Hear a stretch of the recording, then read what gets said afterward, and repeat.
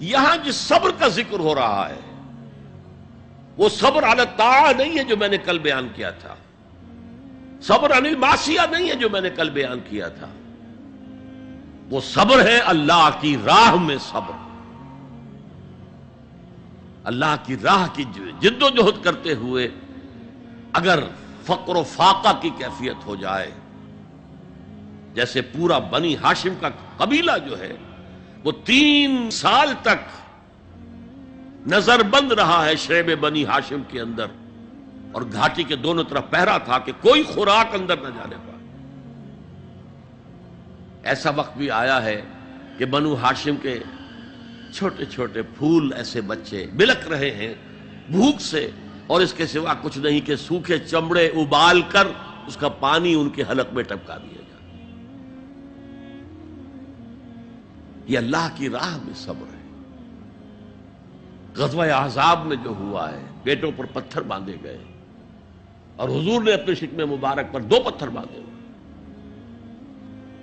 غزوہ تبوک میں جو ہوا ہے کہ 3 مجاہدوں کا ایک دن کا راشن 1 کھجور، پہلے ایک نے اپنے منہ میں رکھ کر کچھ دیر چوسی، پھر دوسرے کو دے دی، اس نے چوسی، پھر تیسرے کو دی۔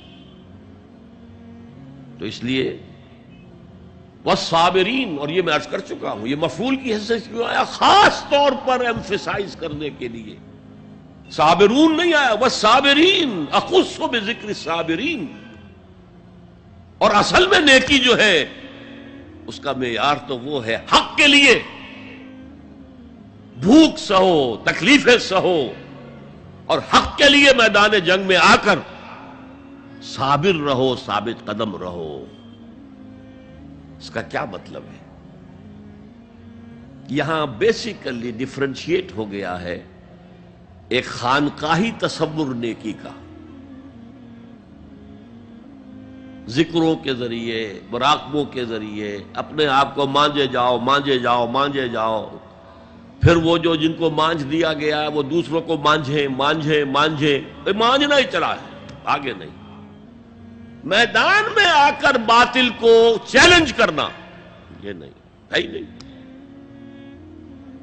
اور شیطان خوش ہوتا ہے، ہنستا ہے کہ چائے لگا مست رکھو ذکر و فکر صبح گاہی میں اسے، اور پختہ تر کر دو مزاج خانقاہی میں اسے، تاکہ اصل جو ہے میدان وہ میرے لیے کھلا چھوڑ کر لگے رہے۔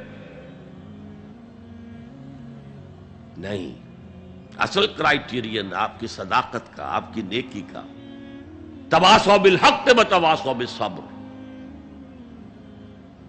یہ صبر کسی اور کام کے لیے نہیں ہے، یہ کوئی وطن پرستی کی جنگ کا ذکر نہیں ہے، یہ کوئی قوم پرستانہ جنگ کا ذکر نہیں ہے، یہ کوئی اپنی جیسے بادشاہ کرتے تھے اپنی دولت بڑھانے کے لیے، اپنی مملکت کو توسیع دینے کے لیے صبر نہیں ہے، بلکہ یہ راہ حق میں والصابرین فی الباساء والضراء وحین الباس، خصوصاً وہ جو صبر کرنے والے ہیں فقر و فاقہ میں، بھوک میں اور تکلیف میں۔ زخم آ گیا ہے، تیسرے اٹھ رہی ہیں، برداشت کر رہے ہیں، آدمی کانپ جاتا ہے۔ معاذ اور معوذ جو 2 نوجوان تھے جن کو حضور نے تو کہا تھا تم ابھی کم عمر کے ہو، تم جاؤ، واپس چلے جاؤ، لیکن ان میں سے جو بڑا تھا اس نے کچھ کہا حضور سے تو حضور نے مان لیا، چلو ٹھیک ہے تم آ جاؤ۔ چھوٹے نے کہا حضور میں اسے پچھاڑ سکتا ہوں، آپ نے کشتی کرائی، اس نے پچھاڑ دیا، کہ اچھا بھائی آ جاؤ، تم بھی آ جاؤ۔ انہی میں سے ایک کا ہے، میں بھول رہا ہوں ان کا نام، ان کے ایک شانے کے اوپر تلوار کا وار پڑا، پورا شانہ کٹ گیا، کوئی ایک تسمہ، کوئی ایک ٹینڈن لگا رہ گیا کسی۔ اب وہ ہاتھ جو ہے وہ لٹک رہا ہے، وہ دوسری ہاتھ سے تلوار چلا رہے ہیں، لیکن یہ رکاوٹ ڈال رہا ہے۔ انہوں نے اپنے ہاتھ کو اپنے پاؤں کے نیچے رکھا، زور سے جھٹکا دیا اور اس بازو کو علیحدہ کر کے پھینک دیا۔ اور میں سچ کہتا ہوں انہیں کوئی درد محسوس نہیں ہوا ہوگا۔ وہ جذبہ جو ہوتا ہے وہ انسان سے سب کچھ کرا دیتا ہے، جس کا ہم تصور نہیں کر سکتے۔ والصابرین فی البأساء والضراء وحین الباس، اور جنگ کے وقت، حق و باطل کی جنگ، وہ جنگ جو ہے زر پرستی کی نہ ہو، ملک گیری کا نہ ہو، وہ حق کے کلمے کو بلند کرنے کے لیے ہو، انسانوں کو ملوکیت کے شکنجے سے نجات دلانے کے لیے ہو، انسانوں کو کیپٹلزم کے جنگل سے اور اس کے چنگل سے نجات دلانے کے لیے ہو، وہ جنگ جو حق کے لیے ہو، اس میں ثابت قدم رہنا، یہ صبر کی سب سے اونچی منزل ہے۔ اور یہ نمایاں ترین فرق ہے اسلام کے تصور نیکی میں اور جو آپ دنیا میں دوسرے، چاہے وہ بدھ مت کا تصور ہو، اور چاہے وہ کسی اور کا تصور ہو، اور چاہے وہ صوفیانہ تصور ہمارے ہاں کا ہو، چاہے وہ کرسچین موناسٹسزم کا تصور، ان سب سے جو فرق ہے وہ یہ ہے کہ جہاد فی سبیل اللہ چوٹی پر ہے، دیٹ از دی پیک۔